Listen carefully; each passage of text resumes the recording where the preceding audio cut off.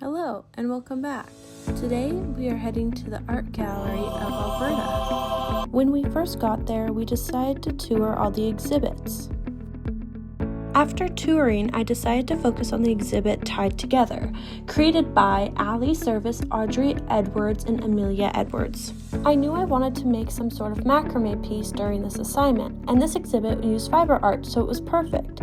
But honestly, I wasn't quite sure how any of this would connect to my research on Alice Munro. I thought I might be forcing two unrelated things together until I actually stepped inside the exhibit. When I first walked in, the middle of the room caught my attention. There was pieces of yarn tied around furniture, almost to the point where you couldn't see what was underneath. It was a tangled mess. The artist invited visitors to take a strand and tie it around the furniture. I realized what looks like a chaotic mess is actually a collaborative pattern, with everyone contributing something small.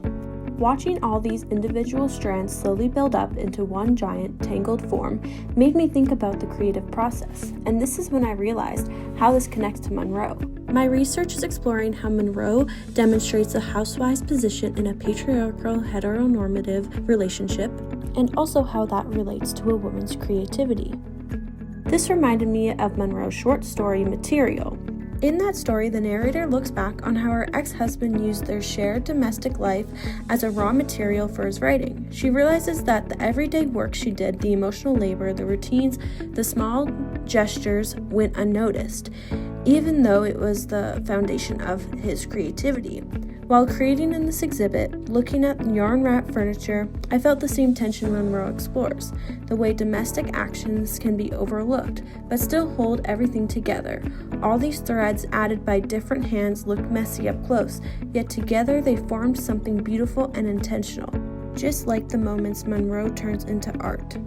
I've noticed Munro's stories often begin with something small, a memory, a gesture, a moment from everyday life, just a single thread. But as she writes, those threads layer, shift, and take on new colors.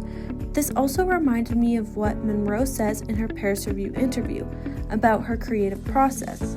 She has notebooks that are filled with what she calls, quote, terribly clumsy writing. She also says how her work rarely moves in a straight line, and how she often drifts off track and has to pull herself back. She even admits the process can drag her into moments of depression. Munro explains her creativity as something that's not neat or controlled. It's tangled, unpredictable, and human. And that's exactly what happened with the wall hanging I made in the gallery. In the beginning, I had no clue what I was going to make.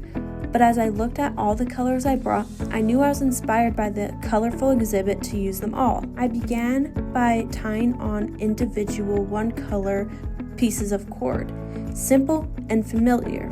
But as I worked knot by knot, the strands blended together. The blue was now with the pink, and the red was now with the beige. By the end, what started as separate colors becomes one connected story, one artwork. That's how Tied Together felt too. A reminder that creativity can grow from something small.